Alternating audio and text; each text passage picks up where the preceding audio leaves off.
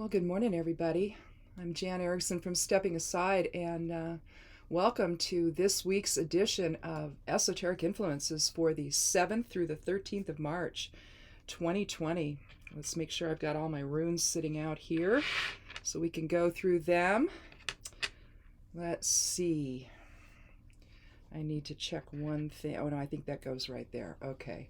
We have Populus like three times, I think, this week is the Geomancy rune. So I'm trying to get them in order here so I don't lose my place. Anyway, I have been including favorability for work and magic at the end of each day. And so if you want to read about that, though, if you're of the magically inclined, then go over to the blog when this posts. I'll post this in a little while after I do this and look at it and everything. Probably while it's uploading, I'll get that going, and it'll either be up at the time that the video posts or it will be up shortly thereafter. But that'll give you more information on each day, what I'm recommending. Based on the esoteric influences of the day. So I try to tie it into that. So I'm not going to go through each one, though. I'm just going to tell you whether it's an excellent or a neutral or a very good or a very bad day. I'll just say that. And then if you're interested, you can go back over to the blog over at Stepping Aside and see that. Let's see. One other thing. There's still time to sign up for the Herbal Academy's Mastering Herbal Formulation course. Registration ends on the 10th, which the 10th is what? Wednesday. So through Wednesday night, you can still sign up for it. After that, registration closes. So I'm an affiliate for it. So if you go through my blog, I have a link to it below the video here. If you go to my blog and sign up and click on something there to sign up, it'll take you there. If you do that, then I make a commission off the sale of that course. So just know that I'm an affiliate for them. So I'm taking the course. I signed up for it, and I'm really excited about it. I've taken these before in my other herbal training, but I wanted to see their perspective on it. So I'm really excited about it. It's a good school. So, if you're interested at all, you don't have to be an herbalist to do it. You can just be learning, but it teaches you how to put herbs together effectively in teas and tinctures and things like that. So anyway, that's enough of that. Let's go ahead and get started. We have for Sunday the 7th, we have Ingus. And that's the sudden release of energy, basically, potential, undeveloped potential, inner focus. And we start the week off with Populus, which is sort of going along with the crowd instead of blazing your own path. You're aligned with others, which, can either get you into trouble or not. And so it depends on who you're aligning with. We've talked about that before here. The moon's in Capricorn on Sunday, and the human design channels are awareness, which is inspired knowing, and synthesis, which is the interrelated nature of life. And they're going to be throughout the week with an additional one called transitoriness on Saturday that's going to pop up. So that's going to be the overarching influence for the human design aspect of the reading. So, and then for today, we have a 7 energies, which is balance and magic and all of that. So for today, for the 7th, for Sunday, let's step back and let things settle before making any decisions today. You're going to want to think for yourself and avoid passively accepting something that could be the result of manipulation or deception. Your perspective is valued by others now, but you must also look beyond the moment to assess the long-term benefits of your unconventional approach. A seemingly innate sensitivity to the needs of others will give you a greater understanding and may also contribute to your alternative viewpoint. You may need to take a subordinate position to eliminate any negative perceptions from others during this time. You might find it necessary to retreat if feeling overwhelmed. That said, remain calm and assert yourself only when all other options are explored. At that point, you might be able to reestablish a framework that all can agree to as you guide others toward a greater understanding of the situation. And favorability for work and magic on Sunday, today, the 7th, is excellent. Now, Monday, the 8th of March, we have an 8 energy, so leadership, achievement. Ewaz is the rune for Monday. And here we're talking about momentum and the intuitive bond, binding toward mutual end, partnership, travel, the Merkaba. So both, astral and focused into form energy here. We have Fortuna Major, Greater Fortune, as the geomancy rune for Monday. And we are in Capricorn with the moon until 11:41 at night, when it shifts into Aquarius. And again, awareness and synthesis are the human design channels. So if called to a leadership role on Monday, express your ideas in a manner that supports an integrative approach with others. Partnerships are favored on Monday to increase the momentum for change and new beginnings. You typically feel most secure when approaching tasks or situation from a risk-averse perspective. That's the influence of Capricorn on the moon, preferring a more measured approach if possible. That said, if moved by the creative spark within, don't ignore or let that opportunity pass you by, because if emotions are in flux at all, it might serve to keep you balanced and focused today. Avoid a superficial attitude that prevents nurturing relationships with others on Monday, so that you remain focused on a shared goal. Maintain your own principles and values, irrespective of any challenges you face, and assume a service to others role instead of a service to self role. We've talked about that before here. Be aware also of how the past influences the present moment and express that awareness with clarity and resolve. And favorability for work and magic on Monday, the 8th, is neutral. So nothing really getting in your way. It's just sort of but it's not like do it, right? So neutral influence is good. So anyway, moving on to Tuesday the 9th. 9 is about endings and completion, humanitarianism. We have Ansu's, Odin's rune, meaning divine message and spirit communication and eloquence, higher self, divinity and clarity, for the rune for Tuesday the 9th. Amisio, or loss, sacrifice, a little bit of insecurity there on Tuesday the 9th. Let's see, I'm going to move this one over, Populous over, because we're going to do it again here on, let's see, what is on Wednesday? We're going to have Populous again. But anyway, moon's fully in Aquarius on Tuesday, and the human design channels continue to be awareness and synthesis. So and a situation could be resolving itself on Tuesday if perspectives remain clear and lofty, speak eloquently and from a higher vibration to avoid mistrust and insecurity over the outcome. With the moon in Aquarius, you might have difficulty trusting the emotions of others. That's an Aquarian thing. Preferring a more intellectual interaction. It's an air sign, so intellect and all of that. In fact, you could feel challenged by your own self-expression today, or not today, Tuesday. I keep doing that. Especially if you need to assert yourself in an unconventional manner. You might experience sudden spiritual awareness that reorders not only your own perceptions, but those of others, with an emphasis on a humanitarian approach to the needs of the collective possible. Remain sincere in your guidance of others and respect their input so that all doubt is eliminated going forward. And favorability of work and magic is excellent on Tuesday the 9th. Wednesday the 10th, we have a 1 energy which is new beginnings, wholeness, unity, leadership. Laguz, intuition, flow, harmony, clairsentience, drawing energy back to you, purification and cleansing is the rune for Wednesday. Again, populace, group behavior, the follower, it's a passive influence on Wednesday. Kind of moves right in there with Laguz pretty well. The moon is still fully in Aquarius, and awareness and synthesis are the 2 human design channels for Wednesday the 10th. So rituals involving purification and balance are favored on Wednesday so that you flow in harmony with others. If relationships with others have been strained, this might be a good time to reconnect and begin anew. Even with the moon in Aquarius, your emotional presence is strong today, and you express your feelings of generosity and optimism of others, to others rather. You intuitively sense the needs and thoughts of those closest to you, seeking them out to provide comfort and nurturing. For you to do that for them, I should say. Remain adaptable to unforeseen circumstances that may arise on Wednesday, but not to the extent that you compromise your values. Change is possible, but it's best to wait for the right moment before acting in haste. Learn from past experiences and apply that knowledge to a new path forward in harmony with all. And the favorability for work and magic on Wednesday is very good. In fact, I don't think we have anything worse than neutral for the week, but I'll have to look again here. We'll see. The 11th, which is a Thursday this next week. Now, that's a master number for illumination, enlightenment, and the spiritual messenger. So that's a powerful number.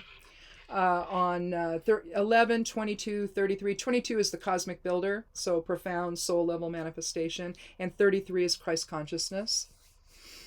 Not in terms of the Jesus figure, but the concept of Christ consciousness.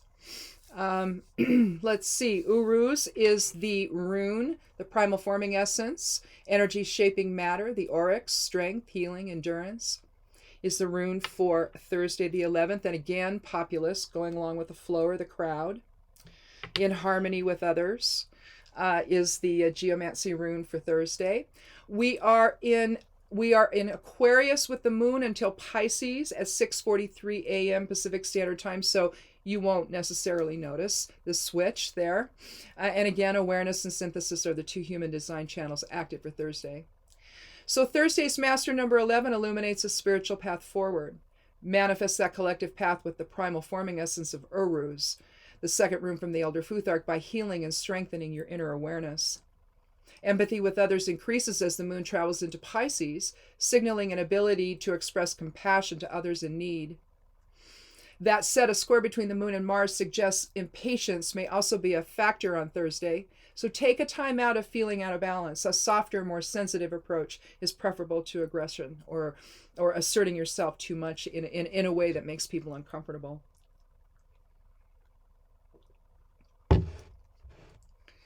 Rise above collective norms on Thursday to express higher principles and values. Choose harmony over conflict, even with those considered as oppressors.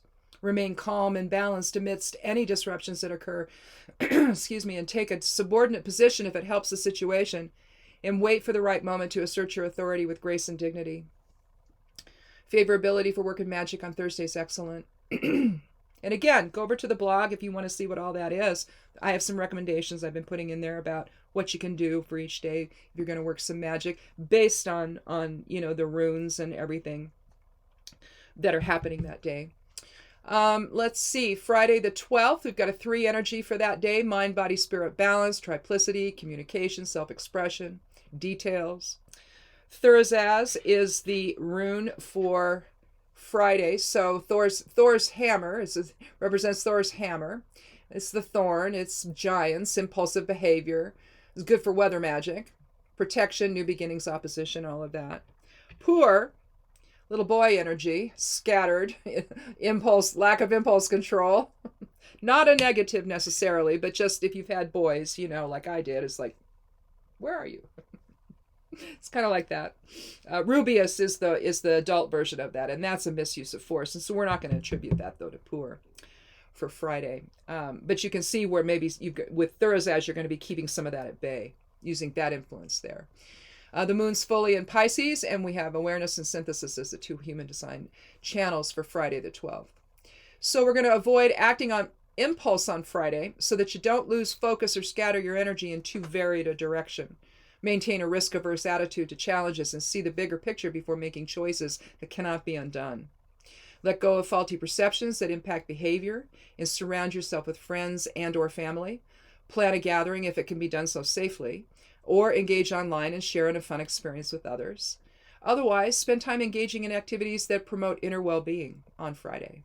Refer to past experience to inform future plans or projects, but remain adaptable if no real solutions are possible on Friday. Although you might be eager for change, a pragmatic approach is best at this time. Align your emotional and higher self-awareness, and proceed with dedication and a self-determined attitude on Friday. And favorability of work and magic on Friday is neutral. And lastly, Saturday the 13th of March, let's see, we've got a 4 numerology. So that's foundation, grounding, order, pragmatism, materialism. Tiwaz is an air element rune. It's a spiritual warrior. It's faith, justice, the idealistic male, oaths, sacrifices. It represents the god Tyr, legal matters. That's our rune for Saturday. Tristitia, this is sadness, grief. It can be considered evil, condemnation, sorrow, fortification, protection. It can be grudges. It can indicate someone who's quick-tempered or secretive. But again, we've got the spiritual warrior within rising up on Saturday, so, we're going to be dealing with that. We have a new moon on Saturday, early in the morning. It's in Pisces until Aries at 3:44 p.m. Pacific Standard Time. The human design channels, again, we've got 3 of them now. Awareness and synthesis, like we've had all week. There, I said it. But now we're adding the transitoriness to the mix, which involves having many interests or being able to multitask. So on Saturday, you're going to want to gather your faith close to assist you in dealing with any loss or grief you're experiencing. This is a time to keep your perceptions practical and grounded and to allow the spiritual warrior within to shine. A new moon in Pisces invokes new emotional beginnings involving sensitivity and compassion for others, followed by a more independent or focused attitude when the moon travels from Pisces into Aries at 3:44 in the afternoon. Both the Pisces and Aries energies, though, can be used to create the life you want if you balance your emotions with motivation.